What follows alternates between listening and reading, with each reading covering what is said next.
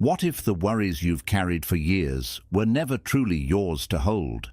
What if the fears about aging, the uncertainty about the future, and the quiet concerns you rarely share were only passing clouds in the mind, not the sky itself?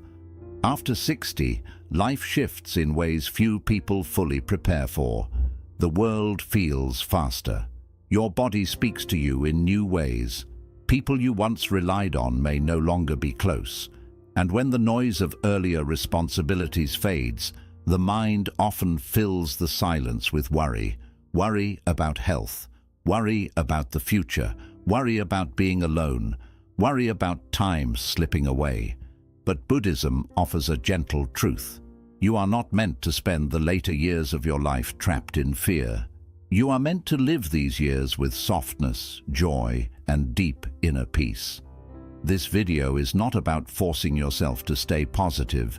It is about discovering a calm that does not depend on situations, a peace that does not grow old, a happiness that comes from the wisdom you have gained. These are 6 Buddhist lessons to help you worry less and find real happiness each day after 60. Let's begin.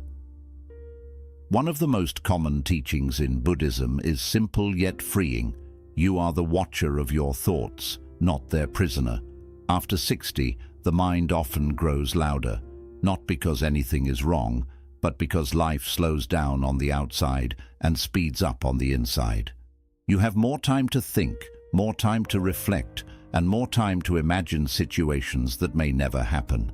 And because you have lived through so much, your mind now holds years of memories, fears, and stories it can easily return to. But here is something you may not have heard before. Just because a thought appears does not mean it deserves your attention. You may wake up and think, what if something goes wrong today? You may feel a small discomfort in your body and think, is this the start of decline? You may think about the future and wonder, will I be okay? The mind is simply doing what it has always done, trying to protect you. Its role is to imagine possible danger, but your role is to notice the thought without giving your peace to it. The Buddha compared thoughts to clouds passing through the sky. They appear, they move, they change, and they fade away. None of them stay forever. But the sky, the awareness behind them, remains wide and untouched. Here is a simple practice. When a worry shows up, instead of believing it, gently say to yourself, this is only a thought, not a fact. Notice how your body begins to relax. Feel the space that opens. This is the beginning of freedom. You have lived long enough to know that most of the things you once worried about never happened. The sleepless nights, the anxious planning, the fear-driven scenarios, how many of them turned out to be illusions? Worry is not a prediction. Worry is a habit. And like all habits, it can be unlearned by bringing awareness to it. The moment you notice a worry as a mental event, not a reality, you weaken its power. Over time, the mind becomes quieter, gentler, more cooperative. It begins to serve you instead of frightening you. The goal is not to control your thoughts. The goal is to stop letting them control you. When you stop obeying every thought that moves through your mind, you begin to experience a quieter, more peaceful life. A life that feels spacious, a life where happiness has room to breathe. Lesson 2. Simplify your life to simplify your mind. Buddhism teaches that suffering grows in clutter, mental clutter, emotional clutter, and physical clutter. And one of the most powerful gifts of life after 60 is the invitation to simplify. In your younger years, complexity was unavoidable. You had responsibilities, ambitions, relationships to maintain, tasks to complete, people to care for, and expectations, both internal and external, pressing on you. But now you enter a season where simplicity is not only possible, it is healing. Worry thrives in a crowded life. Peace thrives in a spacious one. Think of your mind as a garden. when there are too many weeds, too many tasks, obligations, unresolved tensions, unfinished duties, the mind becomes restless. You may not even realize how much of your stress comes from mental clutter rather than real problems. Ask yourself gently, what am I holding on to that no longer brings me peace? What responsibilities have I outgrown? What expectations can I release? The Buddha taught the middle way, a life not of excess, not of deprivation, but of intentional simplicity. This applies beautifully to later life. Simplifying does not mean withdrawing from the world, it means creating space for what truly matters. Here are ways simplicity naturally reduces worry. 1. Fewer possessions, fewer burdens. Every object you own holds a tiny piece of your attention. By letting go of what you no longer need, you quiet the mental noise you didn't realize was there. 2. Fewer obligations, more peace. You no longer need to attend every event, answer every call, or meet every expectation. You can choose the environments that feel nourishing and decline the ones that drain you. 3. Fewer toxic relationships. This is a period of life where you have full permission to distance yourself from people who bring stress rather than warmth. Emotional simplicity is sanity. 4. Fewer internal demands. Perhaps the most important of all, let go of pressure to be who you once were, the achiever, the caretaker, the endlessly dependable one. You have earned your rest, you have earned your ease, you have earned your boundaries. When your life becomes simpler, your mind naturally becomes lighter. Worry loses its fuel, peace grows in the empty spaces where stress used to live. Simplicity is not a loss, it is a return to yourself, to your breath, to your inner calm. And when you simplify your life after 60, you discover that happiness was waiting beneath the clutter all along. Lesson 3. Return to the present moment, because this moment is still yours. One of the deepest Buddhist teachings is this: worry cannot survive in the present moment. It only lives in the mind's stories about the past or the mind's predictions about the future. After 60, the mind often revisits old memories, some beautiful, some painful. It may analyze choices made decades ago or wonder how life might have been different. At the same time, it looks into the future with uncertainty. Will my health hold? Will I be alone? Will life remain meaningful? But the truth is, neither the past nor the future is happening right now. Only this moment is real. The Buddha compared the mind to a monkey, always jumping, grasping, imagining. But he also taught that peace is found not by stopping the monkey, but by watching it with gentle awareness. Presence is not about forcing yourself to stay focused. It is about softly returning again and again to where your life is actually happening here. Worry asks, what if? Presence asks, what is true in this moment? Consider this. Right now, as you listen to these words, you are breathing, your heart is beating, you are alive. In this exact moment, nothing is missing, but the mind, left unobserved, pulls you away from the peace of the present by creating imaginary problems. It builds entire stories about what could go wrong, even though most of those scenarios will never occur. Buddhism teaches the practice of sati, mindful awareness. It is the art of noticing your experience without drowning in it. When a worry appears, you don't fight it or indulge it. You simply observe it with the tenderness of someone watching clouds drift across the sky. Try this simple exercise whenever worry arises. Pause. Feel your breath move in and out. Notice the ground beneath you. Feel your shoulders relax and quietly say, "In this moment, I am safe." These words anchor you back into reality, into presence. Some people believe that aging means losing life, but in reality, Aging often brings you into a deeper life because you finally have the wisdom to recognize what is precious. You have lived through enough storms to know they all pass. You have experienced enough loss to appreciate what remains. You have watched life move in cycles and seen that fear never protects, but presence always comforts. The more time you spend in the present moment, the more you realize that life still holds beauty. The light in the morning, the sound of birds, the laughter of someone you love, the taste of warm tea, the way peace feels when it settles into your chest.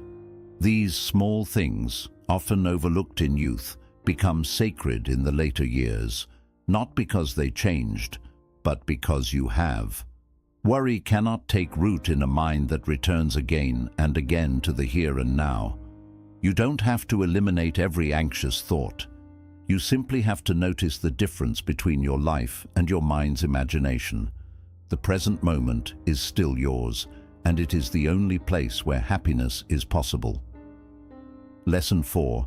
Accept impermanence and find the freedom hidden within change. Impermanence is one of Buddhism's most essential teachings. It means that everything in life changes. Our bodies, our relationships, our circumstances, our beliefs, even our identities. For many, this idea sounds frightening. But when truly understood, impermanence is not a source of fear. It is a doorway into freedom. After 60, the body changes in ways that can feel unfamiliar. Your face may no longer reflect the youth you remember. Your energy may rise and fall unpredictably. People you once relied on may drift away. Roles that once defined you may no longer be relevant. This stage of life can feel like a series of quiet goodbyes. Goodbye to old abilities. Goodbye to old routines. Goodbye to versions of yourself that once felt permanent. But Buddhism offers a comforting truth. You are not the things that change. You are the awareness that witnesses the change. Imagine a river. The water is constantly moving, always flowing, always shifting. Yet the river is still the river. Your physical form, your circumstances, your relationships, these are the flowing waters of your life. But your deepest self, your awareness, your wisdom, that is the riverbed. Unmoved, steady, constant. When you resist change, you suffer. Not because change is painful, but because the mind clings to what is already gone. When you accept change, you soften into life just as it is. You allow the present to be enough. Impermanence is not loss. It is the gentle reminder that nothing can be taken for granted, and therefore everything must be cherished. Think of the seasons. Spring blossoms, but it cannot stay. Summer shines, but it cannot stay. Autumn returns everything to the earth, but it cannot stay. Winter rests, but it cannot stay. You would never blame a tree for changing with the seasons. Why blame yourself? After 60, impermanence becomes more visible, but it also becomes more meaningful. You now have the ability to appreciate life with a depth you didn't have before. A morning walk feels sacred. A quiet meal feels comforting. A simple conversation carries weight. Instead of worrying about what might change next, ask yourself, what can I appreciate about this moment before it passes? This question transforms fear into gratitude. It turns uncertainty into awareness. It shifts your focus from what is leaving to what is here. In Buddhism, impermanence is not something to fight. It is something to honor. It reminds you that every experience, even the difficult ones, has its purpose. It teaches you to let go with grace. It encourages you to love without holding too tightly.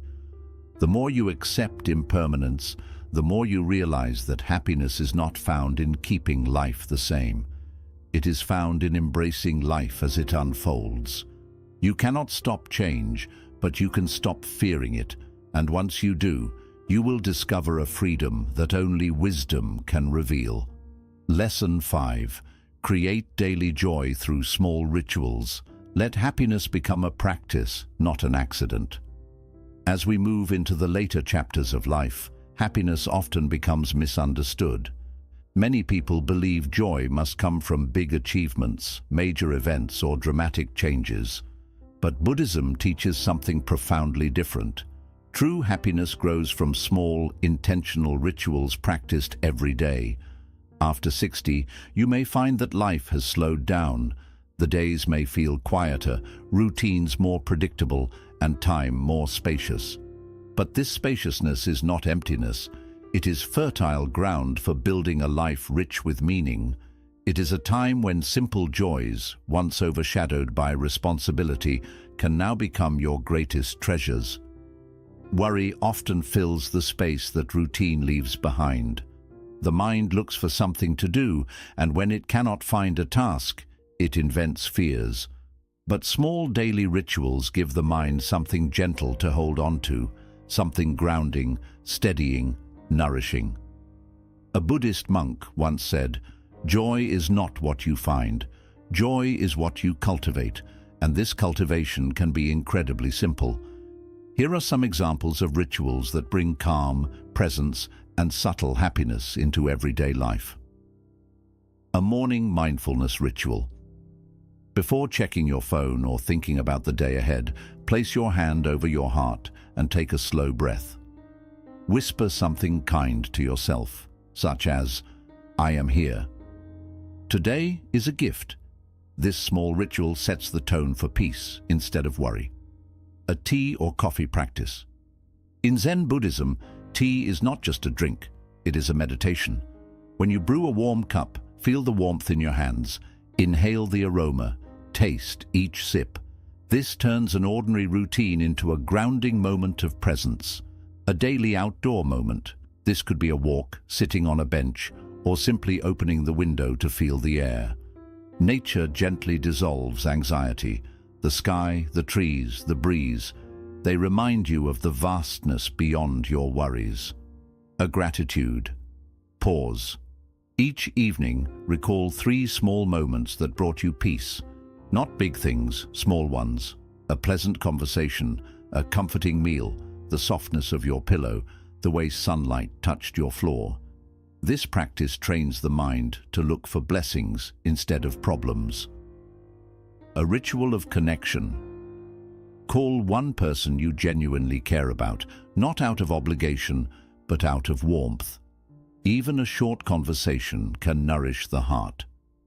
Connection is medicine. A letting go ritual. Before you sleep, imagine placing your worries into a bowl of water and letting them dissolve. This symbolic practice allows the mind to release what it cannot control.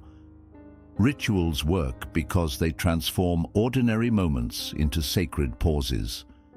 They become points of stability, reminding you that inner calm is always within reach. And the more you return to them, the more your mind learns to choose peace over worry, presence over constant thinking. You might ask, can small rituals really bring happiness? Yes, because happiness is not a place you arrive at. It grows from moments lived with care and intention. Joy formed through simple daily practices becomes stronger, more grounded, and less tied to outside conditions. After 60, you already know how quickly life moves. But this awareness is also a gift. It teaches you to value the present moment, enjoy small pleasures, respect comforting routines, and see each day as a fresh beginning. Think of your life now as a garden, not a race. Your rituals are seeds. Each one you plant grows into a quiet joy that stays with you. Over time, these small joys come together to create a life that feels calm, meaningful, and free from unnecessary worry. You no longer need to chase happiness. You only need to welcome it, one simple ritual at a time. Live with compassion and wisdom. Your true legacy is the peace you offer to others. In Buddhism, compassion is not optional. It is the core of spiritual growth. After 60, compassion becomes more than a virtue. It turns into a way of living that brings meaning, connection, and quiet joy to your days. You may begin to notice something gentle about aging. As the years pass, the heart often softens on its own. Anger loses its hold. Arguments feel tiring. Old resentments start to seem unnecessary. Life has taught you too much, shown you too much, and humbled you too deeply to keep holding on to the small conflicts that once felt so important. And yet, many people still carry unseen wounds, memories of past mistakes, regrets, unmet hopes, or harsh self-judgments that quietly weigh on the spirit. Compassion begins here, with yourself. Ask yourself honestly, do I speak to myself with kindness? Do I forgive myself for what I didn't understand back then? Do I allow myself to simply be human? The Buddha taught that each person experiences three kinds of suffering: the suffering of the body, the suffering of the mind, and the suffering of the heart. After 60, the body may speak a little louder, but the heart often carries the heaviest weight, the burdens no one else can see. Compassion is the practice of gently setting those burdens down. Here is a gentle truth. You have suffered enough. You have carried enough. You have been hard on yourself for a long time. Now it is time to rest. Allow yourself to soften. Allow yourself to be forgiven. When you treat yourself with compassion, that compassion naturally flows outward. You begin to understand others more deeply, not because you agree with everything they do, but because you see the shared human struggle beneath their actions. You realize that everyone, even those who have hurt you, is trying to move through their own pain. Compassion does not mean letting people hurt you. It does not mean accepting disrespect. It simply means seeing clearly, with an open and wise heart. And this clarity becomes part of your legacy. After 60, your presence carries a quiet strength. Younger people often look to you, knowingly or not, for steadiness. Your calm becomes a safe place. Your patience becomes a lesson. Your quiet wisdom becomes a light for those who feel lost. You may not notice it, but people remember how they feel around you. Not your appearance, not what you own, not what you achieved, but how your presence made them feel safe, understood, or accepted. Compassion does not need to be loud. It does not announce itself. It lives in small acts. A warm smile for someone who seems alone. A calm reply instead of a harsh one. A forgiving heart when someone lets you down. A readiness to listen without judging. These simple moments create ripples. Ripples that continue long after the conversation ends, long after the day passes, long after you leave the space. This is how a true legacy is formed, not through achievements set in stone, but through kindness woven into the memories of others. In the end, compassion also changes how you relate to life itself. Instead of feeling that life is slipping away, you begin to notice the beauty in its fragility. Instead of fearing what you cannot control, you learn to value the wisdom that comes from letting go. Instead of worrying about how much time is left, you focus on how fully you are living right now. You become a calm presence, a quiet gift, a gentle reminder that wisdom does not need to shout, and happiness does not need to be complex. When compassion leads your days, you no longer question whether your life had meaning. You know it did, because everyone you touched carries a trace of your kindness with them, and that is the most meaningful legacy of all. As you bring these Buddhist teachings into your daily life, remember that peace is not far away. It is already inside you, waiting to be lived. With every breath, every choice, and every small moment of awareness, you open the door to a calmer, lighter, and more joyful life after 60. If this message offered you comfort or clarity, please support by liking, subscribing, and sharing this video. Your presence here matters more than you may realize. May you find peace. May you be well.